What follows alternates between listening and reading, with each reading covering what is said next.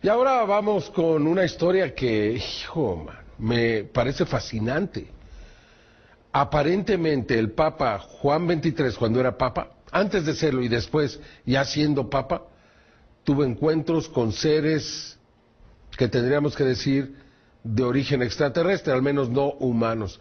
¿Y sabe usted quién da el testimonio? Las personas que estaban con él, personas, sacerdotes religiosos que estaban con él en el momento en que esto ocurrió. Una historia fascinante con Johanan Díaz. En 1985, un periódico en Inglaterra dio a conocer que el Papa Juan XXIII, mejor conocido como el Papa Bueno, había mantenido contacto con presuntos seres extraterrestres. A continuación le daré a conocer a usted parte de esta investigación que hemos realizado y que hemos entrevistado a personas que tienen información de primera mano. Acompáñenos. En 2008, el director del Observatorio Astronómico del Vaticano, José Gabriel Funes, en entrevista con el periódico L'Osservatore Romano, afirmó que Dios pudo haber creado vida inteligente en otras partes del universo e incluso podrían ser nuestros hermanos. Declaraciones que en cuestión de minutos le dieron la vuelta al mundo. Sin embargo, uno de los antecedentes de esto fue lo publicado por un periódico inglés y después reproducido por el diario estadounidense Sun el 23 de julio de 1985, donde se aseguraba que el Papa Juan XXIII, a quien se le acreditan miles de hechos milagrosos en curaciones de enfermedades y gente moribunda en todo el mundo, tuvo varios encuentros con seres extraterrestres. Uno de ellos, muy especial y bien documentado, tuvo lugar en la residencia veraniega de Castel Gandolfo en 1961, según declaró uno de los asistentes papales. Era de forma oval y tenía luces intermitentes azules y ámbar. La nave pareció sobrevolar nuestras cabezas por unos minutos. Luego aterrizó sobre el césped, en el lado sur del jardín. Un extraño ser salió de la nave. Parecía un humano a excepción de que estaba rodeado de una luz dorada y tenía orejas alargadas. Su santidad y yo nos arrodillamos. No sabíamos lo que estábamos viendo, pero supimos que no era de este mundo. Por lo tanto, debía ser un acontecimiento celestial. El Santo Padre se levantó y caminó hacia el ser. Los dos estuvieron de 15 a 20 minutos. Parecían hablar intensamente. Ellos no me llamaron, así que permanecí donde estaba y no pude oír nada de lo que hablaron. El ser dio la vuelta y caminó hacia su nave. Enseguida se marchó. El sumo pontífice se dirigió hacia mí y me dijo: los hijos de Dios están en todas partes. Algunas veces tenemos dificultad en reconocer a nuestros propios hermanos.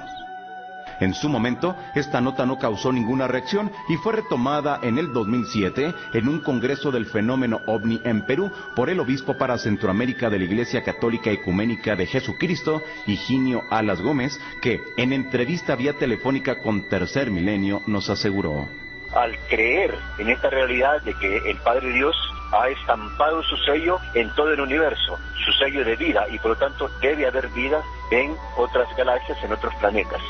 En el libro de las profecías del Papa Juan XXIII, realizado por el escritor y guionista italiano Pier Carpi, en las páginas 188 y 189 se lee: las luces del cielo serán rojas, azules y verdes, y veloces, crecerán.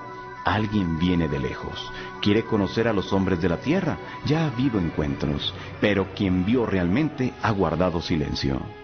Carpi publicó que en el año de 1935, mientras se celebraba un ritual de iniciación en un templo Rosacruz, uno de los allí presentes comenzó a hablar con una voz que no era la suya. El gran canciller de la orden transcribió todo lo que el hermano decía y que en 1976 se publicó en un libro titulado Las profecías del Papa Giovanni, pues el hermano era Angelo Roncalli, arzobispo de Mesembria, que más tarde accedería al pontificio con el nombre de Juan XXIII. 3 décadas después, el 23 de mayo de 1963, se anunció públicamente que el Papa padecía de cáncer de estómago. Una semana posterior, Roncalli murió en Roma. El Papa no quiso dejarse operar, temiendo que el rumbo del Concilio Vaticano II, que se desarrollaba en esos momentos, se enfocase por otro camino de lo estipulado. Juan XXIII murió sin ver concluida su obra, a la que él mismo consideraba la puesta al día de la Iglesia. Monseñor Higinio Alas nos aseguró que ante el hecho de su muerte se le preguntó sobre su encuentro y contestó que eso se lo llevaba en su corazón. cuando el Papa iba a morir, alguien le preguntó acerca de ese evento y él dijo que eso se lo llevaba en su corazón, que él no iba a revelar todavía eso. En la memoria de miles de personas a nivel mundial, este pontífice es recordado como el Papa Bueno y es también honrado por muchas organizaciones protestantes como un reformador cristiano. Alas Gómez dijo que el encuentro del Santo Padre con seres humanos, de ser cierto, abrió su mentalidad.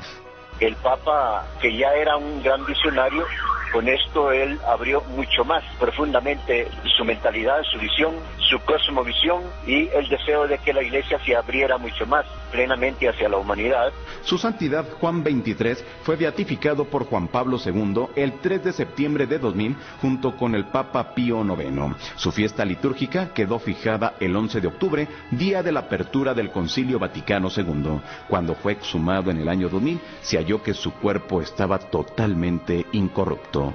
Sus restos actualmente descansan en la Basílica de San Pedro en Roma.